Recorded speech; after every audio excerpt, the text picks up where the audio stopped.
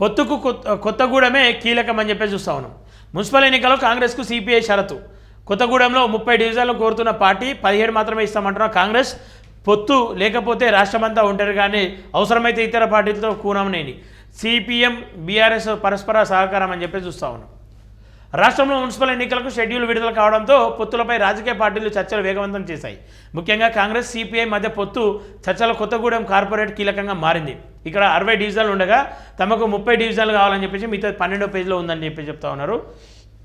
అంటే ఒకవేళ పొత్తు ఇక్కడ ఇట్లా లేకపోతే, మేము అడిగిన 30 సీట్లు ఇవ్వకపోతే ఖచ్చితంగా మేము బీఆర్ఎస్తోనో ఇంకో పార్టీతోనో వెళ్ళే ప్రయత్నం చేస్తామని చెప్పేసి వాళ్ళు చెప్తా ఉన్నారు. ఇది బ్లాక్మెయిల్ రాజకీయం అయినా కావచ్చు, లేదంటే వాళ్లకు సరైన సమయంలో కాంగ్రెస్కు బుద్ధి చెప్పడం కూడా కావచ్చు. ఈరోజు ఇవ్వాలని సిపిఐ కోరుతుంది. కాంగ్రెస్ మాత్రం 17 డివిజన్లు ఇస్తామని చెప్తున్నట్లు తెలిసింది. దీంతో పొత్తు చర్చల్లో ప్రతిష్టంభన ఏర్పడుతున్న సమాచారం. ఒకవేళ కొత్తగూడెంలో కాంగ్రెస్ పార్టీ పొత్తుకు సహకరించకపోతే రాష్ట్రమంతా ఒంటరిగానే బరిలోకి దిగుతామని, తమకు బలమున్న చోట అభ్యర్థులను నిలబెడతామని సిపిఐ రాష్ట్ర కార్యదర్శి కూనంనేని అంటున్నారు. అవసరమైతే టీడీపీ సహా కలిసి వచ్చే పార్టీలతో పొత్తు పెట్టుకుంటామని స్పష్టం చేశారు.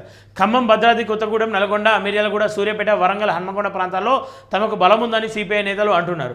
ఈ నేపథ్యంలో మున్సిపల్ ఎన్నికల్లో సిపిఐతో కాంగ్రెస్ కలిసి వెళ్తుందా లేదా అన్నది ఆసక్తికరంగా మారింది. అసెంబ్లీ ఎన్నికల నుంచి కాంగ్రెస్కు దూరంగా ఉన్న సిపిఎం సర్పంచ్ ఎన్నికల్లో కొన్ని చోట్ల బీఆర్ఎస్కు మద్దతు తెలిపిందనే వార్తలు వస్తున్నాయి. మున్సిపల్ ఎన్నికల్లోనూ ఈ రెండు పార్టీలు పరస్పర సహకరించుకుంటాయనే చర్చ జరుగుతోంది. వైరా మున్సిపాలిటీలో బీఆర్ఎస్తో కలిసి పోటీ చేసేందుకు సిపిఎం సిద్ధమవుతున్నట్లు తెలిసింది. మిర్యాలగూడ మున్సిపాలిటీలో మాత్రం ఒంటరిగానే బరిలోకి దిగగా భవిష్యత్తునట్లు సమాచారం. మరోవైపు అశ్వారావుపేటలో సిపిఎం కాంగ్రెస్ పార్టీ పోటీ చేశాయనే ప్రచారం జరుగుతోందని చెప్పి చూస్తాం. ఇది ఖచ్చితంగా కాంగ్రెస్కు ఒక కీలకమైన ఘట్టమే. ఒకవేళ సిపిఎంలను మాత్రం ఈసారి పోగొట్టుకుంటే వాళ్ళు బీఆర్ఎస్తో కలిస్తే రేపటి ప్రయాణం కూడా బీఆర్ఎస్తోనే కొనసాగే అవకాశం ఉంటుంది. అప్పుడు ఖచ్చితంగా ఏదైతే ఈ పార్టీ కాంగ్రెస్ పార్టీ ఉందో కాంగ్రెస్కు వాళ్ళకున్న అనుబంధం కొంత అయితే చెడుతుంది. అది పక్క చెడుతుంది, ఏదన్నా అవుతుంది. V6 వెలుగు చూసే ప్రయత్నం చేద్దాం.